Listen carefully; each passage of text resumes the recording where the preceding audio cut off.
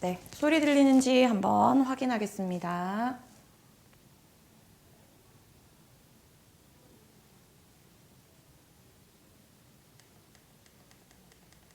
네, 잠시 마이크 테스트 하겠습니다. 네, 잠시 마이크 테스트 하겠습니다.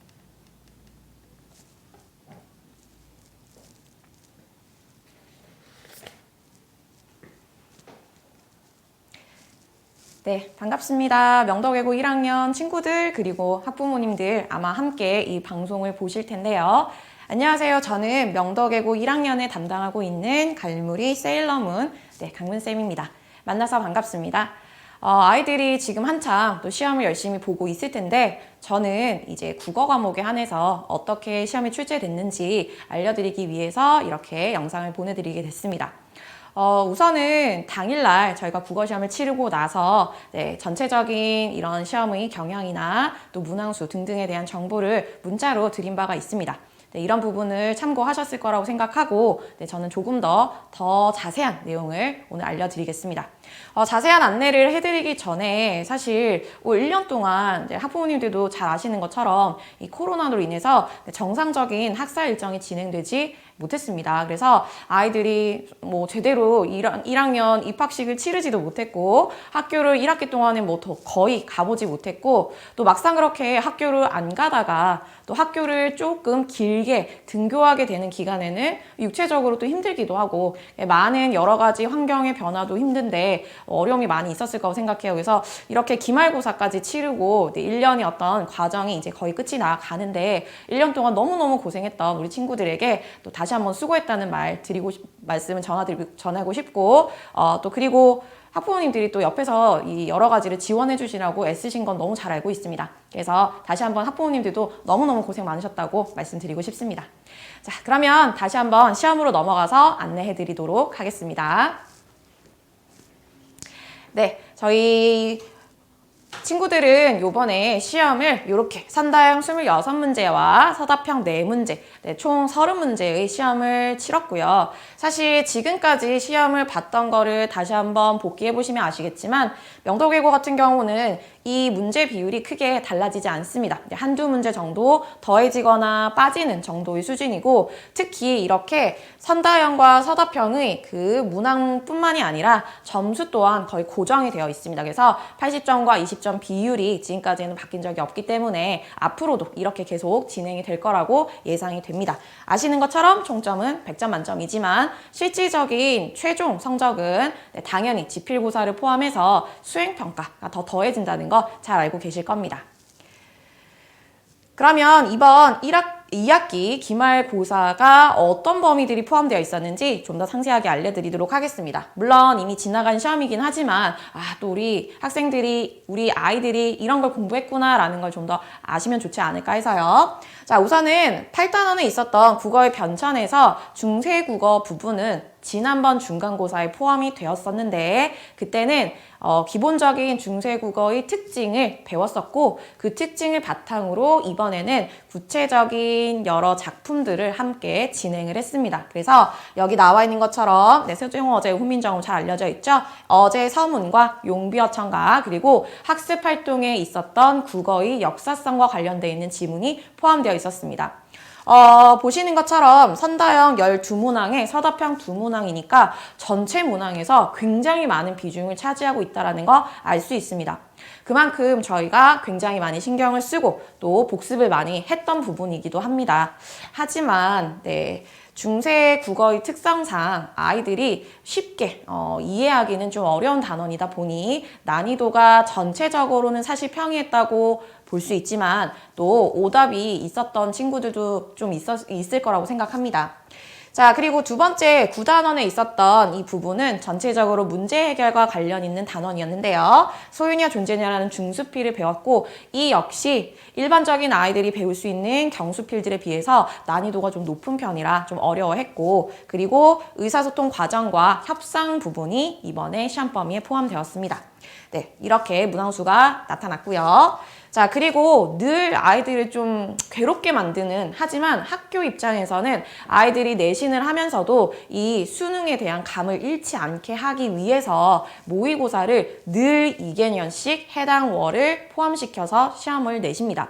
물론 학교에서 따로 수업은 진행하지 않습니다. 그래서 저희가 이제 수업 중에 같이 다루게 되는데, 이제 모의고사 2개년 변형은 이번에는 좀 더 다양하게 출제가 되어서 문항수 자체는 많지 않았지만 지금까지 저희가 모의고사를 공부했던 것과 조금 다른 방향에서 화법 부분도 출제가 되었습니다. 그래서 이 부분은 학교 선생님이 이 의사소통과 관련해서 화법이 나올 수 있다라고 예고를 어느 정도 하셨기 때문에 아이들도 마음의 준비가 되어 있었다고 생각합니다. 자, 그리고 늘 참 아이들을 마지막에 힘들게 하는 게 바로 이 고사성어. 사실 고사성어도 모의고사에 심심찮게 출제가 되기 때문에 아이들 입장에선 공부가 필요한 부분이고, 물론 그래서 아이들이 이 내신을 준비하면서 외울 수 있어서 좋기는 한데, 막상 이제 30개에서 50개, 50개 그 사이에 고사성어를 그동안에 잘 공부해보지 못했던 친구들이 외우려고 하면 특히 시험 기간 몰려서는 너무너무 힘들었을 것입니다. 그래서 이번에는 정말 한 문항이 출제가 됐는데, 이 역시 저희가 이제 포기할 수 없기 때문에 또 암기를 하는데 시간을 쓸 수밖에 없었습니다. 자, 이렇게 출제가 됐었고요. 자, 이어서 가보도록 하겠습니다. 네. 항상 문법 단원이 들어가면 항상 아이들이 제일 스트레스를 받아 하고 어려워하는 부분이 바로 문법인 건 맞습니다. 그러면 아까 말씀드린 것처럼 문항수가 굉장히 많았다고 했는데, 중세국어, 그런데 저희 판단으로는 그 문항들이 조금씩 차이는 물론 있지만 생각보다는 평이했다. 학교에서 좀 더 짚어주셨던 심화된 용어들이 나오긴 했어요. 하지만 그 부분도 수업 중에 충분히 다뤘고 이해가 충분히 됐을 거라고 생각합니다. 이제 그런 것들이 녹여낸 선택지였기 때문에 사실 좀 평이한 수준이었다고 저는 감히 말씀드릴 수 있을 것 같습니다. 하지만 문법은 문법이죠. 다시 말씀드리면 암기할 것이 꼼꼼하게 이루어지지 않았다면 아이들이 어느 영역보다 헷갈려 했을 가능성이 높습니다. 그래서 다시 한번 문법 단원은 저희가 뭐 내년에 대한 얘기를 다시 뒤에서 하겠지만, 당분간은 학교에서 문법을 많이 다룰 일이 없을 겁니다. 그렇다고 해서 문법에 대해서 손을 놓고 있으면 안 되기 때문에 지금까지 배웠던 걸 바탕으로 이 부분을 꽉 머릿속에 이제 암기를 해야 되고, 자, 그런 암기가 바탕이 돼야지 이 문법 단원을 수월하게 해결할 수 있다는 걸 이번에 특히 더 느꼈을 거라고 생각합니다. 그리고 중세국어에서 사실 아이들이 실수를 좀 많이 했을 거라고 제가 예상하는 서답형 문제가 있습니다. 그 부분은 제가 수업할 때도 많이 강조를 했던 부분인데, 용비어천가의 한 구절을 정확하게 현대어풀이 하는 부분이었습니다. 그래서 뭐 조금 더 자세하게 구체적 문법적 용어를 들어서 말씀드릴 수도 있지만 아마 이걸 듣고 있는 학생들은 어떤 문제를 제가 짚는지 다 알 겁니다. 바로 내가 이루어져 라고 해석을 해야 되는데 그것을 내를 이루어 라고 해석하기 쉬워서 제가 여러 차례 짚어준 그 구절인데요. 네, 아마 그 부분을 실수만 정말 하지 않았다면 야무지게 점수를 다 챙겨가지 않았을까라고 생각합니다. 자, 이렇게 중세국어는 제가 평을 내려봤고요. 다음으로 넘어가겠습니다. 네, 그리고 문제 해결과 관련돼서 교과서 9단원 같은 경우 솔직히 말씀드리면 서답형 3번이 바로 여기에 같이 등장을 하는데, 제가 여기 써놓은 거와 같이 최고의 오답률이 아마 여기 이 문제가 아닐까 싶습니다. 제가 지금까지 저에게 연락이 온 친구들을 기준으로 말씀드리면 객관식 80점 다 만점을 받은 친구들은 꽤 있습니다. 그런데 서답형에서 여기 이 문제에서 특히 마지막 빈칸 하나를 제대로 채우지 못한 경우가 많아서 이것은 교과서 본문에 그대로 실려 있되 시험지 본문 안엔 포함되어 있지 않았기 때문에 어떻게 생각하면 아이들이 다소 암기가 필요한 부분이라고 생각했을 수 있지만, 그 네모칸 빈칸을 채우기 위해서 그 아래 위를 읽어보면 해당 용어가 나오긴 합니다. 그래서 어떤 용어를 어디에 정확하게 써야 했는지의 문제라 사실 이 부분은 학교에서 부분 점수를 주실지 어떻게 하실지는 잘 모르겠어요. 그래서 요거는 조금 더 감점 여부라든지 부분 점수 인정 여부를 좀 더 기다려 봐야 될 것 같고, 아마 여기서 최고 등급이 갈리지 않을까라고 저는 한번 예상을 해봅니다. 어쨌든 이 9단원을 제가 문제를 쭉 보면서 느꼈던 것은 그래도 기본에 충실하면 우선은 문제를 맞히는 건 가능하다. 다만 조금 더 높은 점수를 가지고 싶다면 배경 지식이 좀 필요하다라는 점을 말씀드릴 수밖에 없을 것 같습니다. 특히 여기 제가 폭넓게 적용이라는 말씀을 드렸는데 예를 들어서 해당하는 그 지문과 연계되어 있는 지문이 같이 출제가 된다든지 아니면 해당하는 지문 속에 어떤 특정한 태도를 배우진 않았지만 시조의 여러 선택지들 중에서 골라낸다든지 하는 것들이 필요합니다. 이것은 앞으로 2학년이 올라가면 문학을 하게 될 것이기 때문에 더욱더 필요한 부분이라고 볼 수 있습니다. 그래서 내신만 준비를 해서 시험을 잘 보겠다라는 것이 앞으로는 조금 더 힘들어질 수 있다라고 말씀드릴 수 있습니다. 다음은 모의고사 변형이죠. 다양한 영역이 다 출제됐다고 말씀드렸는데 자, 여기 부분은 원 모의고사 기준으로 사실 수준이 굉장히 높아진다거나 하는 그런 문제는 출제되지 않았습니다. 해서 원 지문을 기준으로 그 지문과 문제 수준에서 잘 풀어낼 수 있는 친구들이라면 어렵지 않게 풀 수 있는 수준이었는데 문제는 상대적으로 후반부에 다 배치가 되어 있어서 특히 독서 지문과 이 확보과 관련해서는 충분히 풀 수 있는데 시간에 다소 쫓겨서 풀었다면 실수를 했을 가능성이 있습니다. 그래서 시간 내에 이것을 충분히 여유롭게 좀 해결할 수 있어야 됐지 않았나 바로 그 시간 분배가 관건이었다고 생각합니다. 이렇게 1학년 전체적인 그런 내신 기말고사에 대해서 지금 말씀을 드렸는데 아무래도 난도도 좀 더 높아지고 있고 또 지문의 길이 자체도 많이 길어지고 있는 추세라서 아마 2학년 때도 이것이 계속되지 않을까라는 생각을 합니다. 물론 맡으시는 선생님들에 따라서 그런 경향이 좀씩 바뀌는 건 사실이지만 아마 전체적으로는 쉬워지지는 않을 거라고 생각합니다. 왜냐하면 명덕외고 친구들이 기본적으로 이런 국어 실력이 좋은 편이기 때문에 너무 난이도를 낮게 됐을 때 특히 1학기와 같이 이렇게 100점이 너무 많이 나온다든지 그래서 등급을 좀 가리기 힘들어지는 것을 사실은 선생님도 그렇게 원치 않으십니다. 그래서 아마 조금 더 이제는 난이도가 조절이 되지 않을까라고 저는 한번 예상해 봅니다. 그래서 이제 2학년이 이제 곧 눈앞에 있죠. 그래서 1학년 시험은 이미 이제 마무리가 된 거고 2학년은 또 어떻게 진행되는지 또 궁금하실 것 같습니다. 그래서 이번에는 2학년에 대해서 좀 말씀을 드리도록 하겠습니다. 사실 명덕외고 같은 경우는 간단합니다. 왜냐면 다른 학교들 같은 경우는 물론 이것도 특목고라든지 이런 자사고의 경우에 따라서 좀 다르긴 하지만 1학기, 2학기가 서로 배우는 과목이 다른 게 일반적입니다. 그래서 1학기에 문학을 했다면 2학기에는 학교에 따라서 뭐 독서라든지 엄매라든지 화작이라든지 이것을 선택해서 수업을 진행하게 되는데 우리 명덕외고 같은 경우는 1년 내내 문학을 하게 됩니다. 그래서 제가 지금 이렇게 학사 일정과 관련되어서 이미 지금 2020년 입학을 한 우리 1학년 지금 친구들이 어떻게 앞으로 공부를 국어를 하게 될 건지에 대해서 이미 편집표가 나와 있습니다. 그래서 요거를 가지고 간단하게 설명을 드리도록 할게요. 자, 보시면 아시겠지만 지금 이제 국어 같은 경우는 6단위. 자, 그래서 1학기 때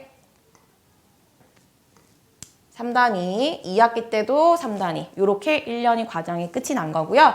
자, 그리고 이제 2학년이 되면은 바로 요 문학을 해결하게 됩니다.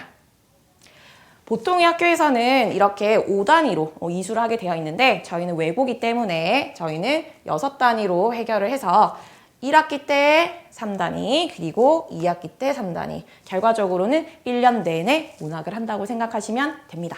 그리고 이제 3학년에 올라가면 독서와 뭐 화작과 엄매 중에 선택한 과목을 하게는 되는데 이 부분은 아시겠지만 큰 의미는 없습니다. 왜냐하면 3학년 때는 대부분 수능 특강을 가지고 과목 타이틀에 상관없이 수업을 진행하는 경우가 대부분 때문에 그런데 물론 이거는 이 친구들이 또 3학년이 됐을 때 어떤 또 변화가 있을지는 살펴봐야 알겠으나 지금까지로는 그렇게 진행이 되고 있습니다. 어쨌든 지금 변화상은 1학년 때는 좀 더 다양한 영역을 다 다루는 공통 국어를 배웠는데 2학년 때부터는 문학에 한정해서 그래서 다른 그 독서라든지 문법과 같은 부분은 당연히 앞으로 모의고사 부분도 낼 수가 없습니다. 그래서 문학에 조금 취약한 친구들이 있을 거라고 생각합니다. 그런 친구들은 이 방학 기간 동안에 해당하는 출판사에 대한 작품들을 또 미리 공부를 해놓는 것도 도움이 될 거라고 생각하고 그것뿐만이 아니라 연계될 수 있는 작품들이 너무나 많기 때문에 그런 공부가 좀 필요하다라는 말씀을 드리겠습니다. 자, 그리고 또 중요한 사항이죠. 네. 겨울방학 동안에가 아니면 사실 우리 외고 친구들은 특히 시간에 너무 쫓기기 때문에 또 수능에 대한 대비를 저희가 소홀히 할 수 없는데도 불구하고 내신에만 너무 치중하고 있는 친구들도 많은 것 같아요. 그래서 저희가 2학년 고2 정규 과정이 바로 내년이죠. 1월 2일부터 개강이 됩니다. 굉장히 탄탄한 커리큘럼 그리고 굉장히 우수한 교사진들이 준비하고 있고 아이들이 실제 수능에서 진짜 실력을 향상시켜서 시험을 잘 볼 수 있도록 저희가 길게 장기적으로 보호 계획을 세우고 단계별로 밟아갈 수 있도록 도움을 줄 것이기 때문에 안내받으신 여러 가지 커리큘럼을 참고하셔서 저희에게 또 맡겨주시면 수능 대비도 원활하게 잘 할 수 있도록 도움을 드릴 겁니다. 그리고 특히 내년부터는 2학년 정규과정에 변화가 다소 있습니다.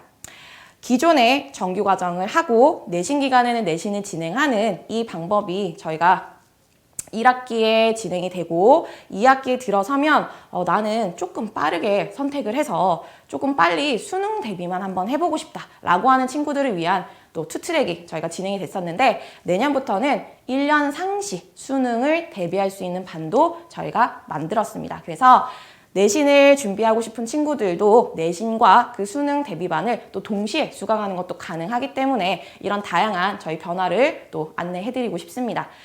이렇게 지금 내년도 저희 계획까지 간단하게 말씀을 드렸는데 늘 믿고 또 성원해 주시고 또 저를 잘 따라와준 우리 친구들에게 다시 한번 감사의 말씀 전하고 또 내년에 이제 보게 될 텐데 내년에도 또한 문학을 선생님이 정말 잘 준비할 수 있도록 만반의 준비를 하고 있겠습니다. 네, 지금까지 들어주셔서 감사합니다.